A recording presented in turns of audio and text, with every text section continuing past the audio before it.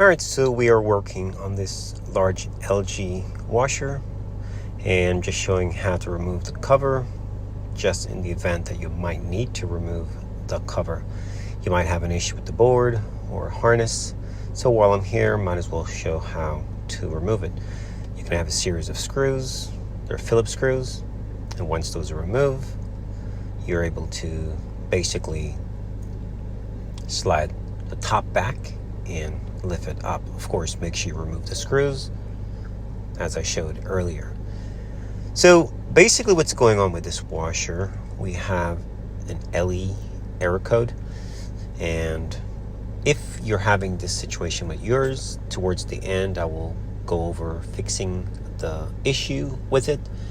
Don't start throwing parts at it. You want to start basically at the cheapest and at the easiest to get to. Now, I wanted to check everything while I was there, and I worked my way up from the back, and everything was checking out.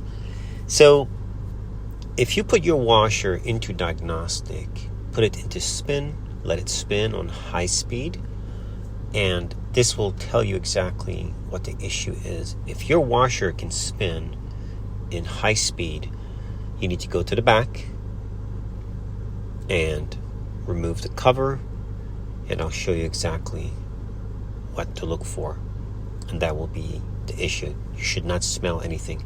You check your stator, all of that stuff, and it's good. You should not have a problem with the board or the stator for that matter. So we're going to start checking the harness as we move towards the back. I was basically going through diagnostic, running the machine, and the washer was working just fine. Towards the end, you could smell burning smell. Now, I did check the harness and I was getting continuity, so be mindful of that. Sometimes you'll check the harness and everything is good, and the problem is the wire is still damaged. It is cut. You do have to remove it. Remove it completely from the machine. Take it to a table and examine it. Check it for continuity. I think you'll have yellow, red, and blue. You're going to set your meter. I'll show it shortly. And that is the issue. Now, when I put the wire or the harness back, I did not make it to where it was so binding, I guess is the word. So I allow it to move.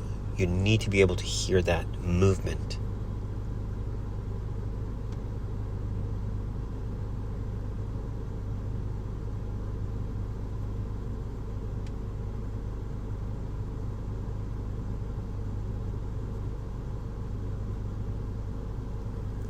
So if you don't if you don't see movement in that harness, it will bind and eventually it will cut. So I will go over that and you'll see what I'm talking about. All right, so we'll be jumping into that. So the washer completed a cycle. So sometimes you will get some intermittently working where it does and sometimes it doesn't. So be mindful of that. All right, so we have a stator here. This is on the machine. Same washer that we're working on will have a similar stator. Now, might not be the exact one, but very similar. And the resistance is going to be very, very close.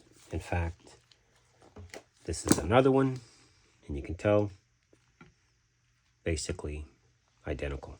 All right, the windings will dictate the resistance. So when you're diagnosing your machine, this is basically the drive motor. So if you have a broken wire, usually that would be the reason why this is not functioning. So to check these, you can check them a couple of ways. And what you're looking for is a reading. Basically continuity. Normally, you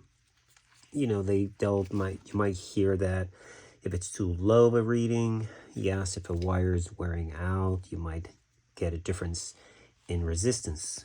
But basically, if you're getting consistent reading, for example, we're going to go 1, 2, 3, and we should get a pretty good reading. Sometimes you get 11. There's a range, right? But you want them to be consistent. No two pretty much going to be the same. Okay. 12. Okay. Make sure you guys can see. And let's go to these two. Okay. 11.9, 0.8. Okay. Now, if you were to go to this one and this, 11.7,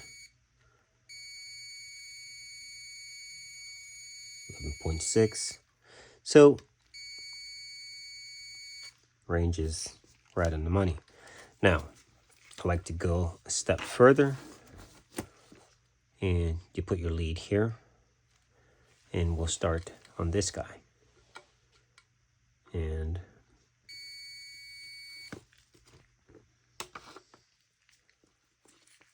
first left, 6.7, second, 6.6, 6.7, 6.8. Okay, so this is a good stator, and if there's a wire that's cut, one of these or damaged, you would not get a reading on all three. You should get a reading from 1, 2, and 3. Also, you can check the metal for grounding. You should not get anything. Don't scratch. Those are actually coated. And you can check for grounding from 1.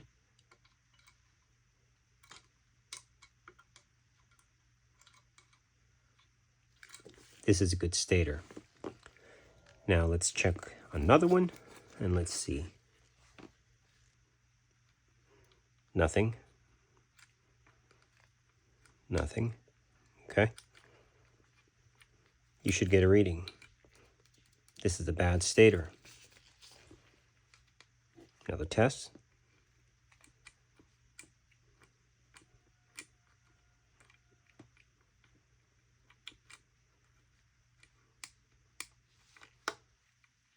Make sure. Let's start over. There we go. So we're at 8.3. A little higher. Second. Again, very consistent to the rotor. And the third. Nothing. Okay. So this rotor is bad. So you come along here, and he was off of a bad machine, damaged rotor.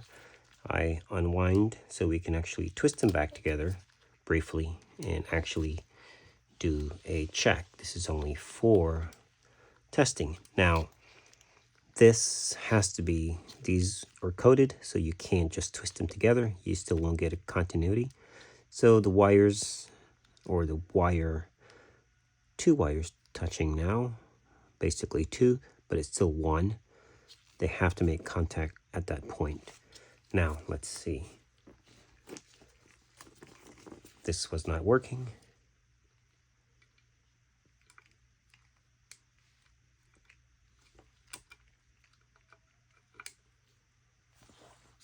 Let's see if we can make them touch.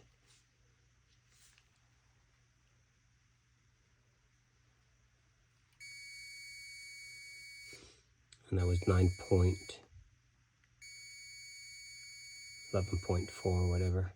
Going back and forth, 8.9. All right, guys, that's how you check your rotor. So if this is checked out, then you move on to something else. All right, chances are maybe your harness. All right.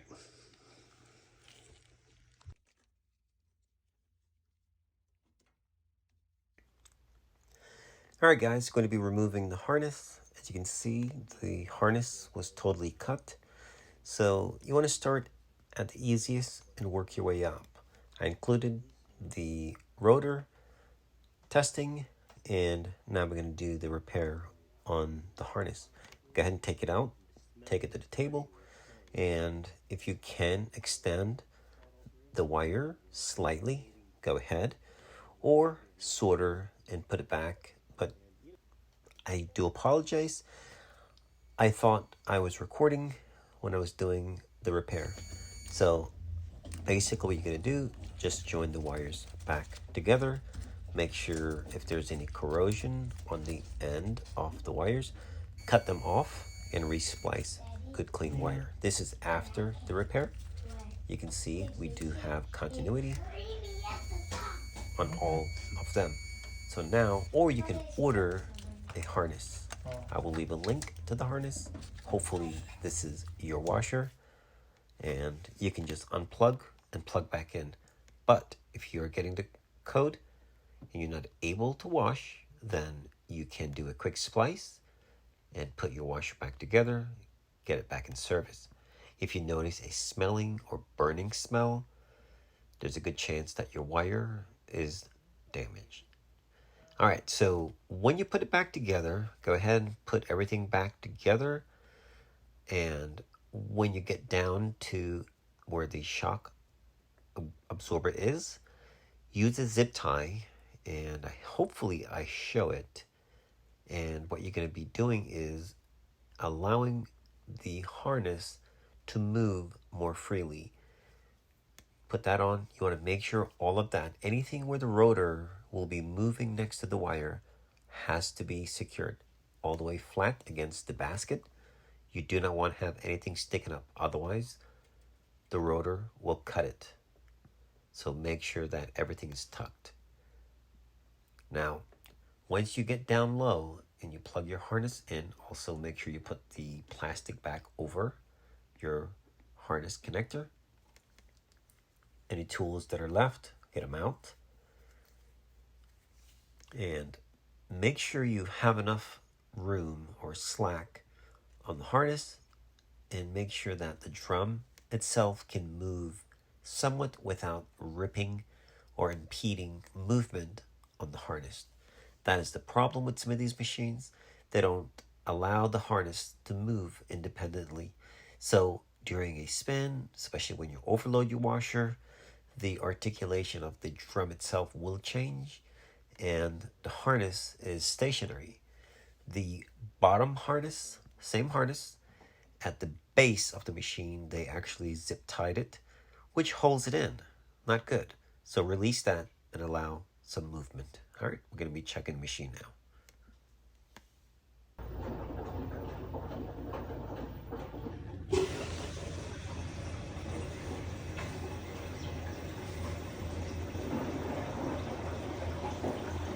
Good rotation back.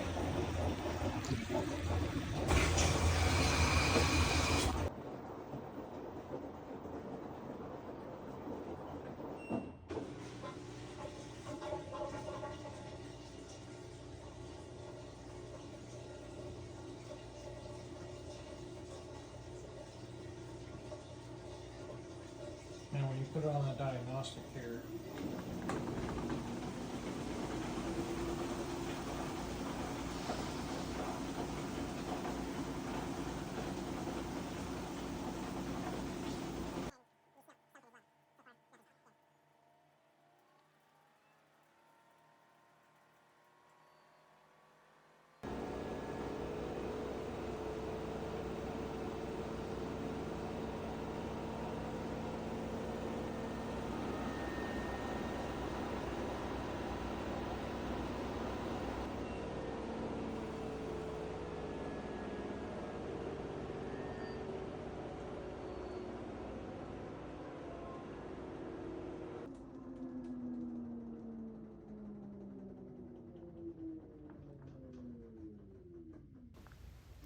All right, guys, washer is washing. The moment you fix the issue, you'll see the washer where the drum starts to move.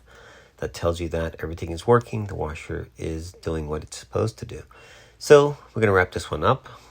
And so enjoy the rest of the short video. Again, start at the smallest and work your way up to larger things. All right. Thanks for watching.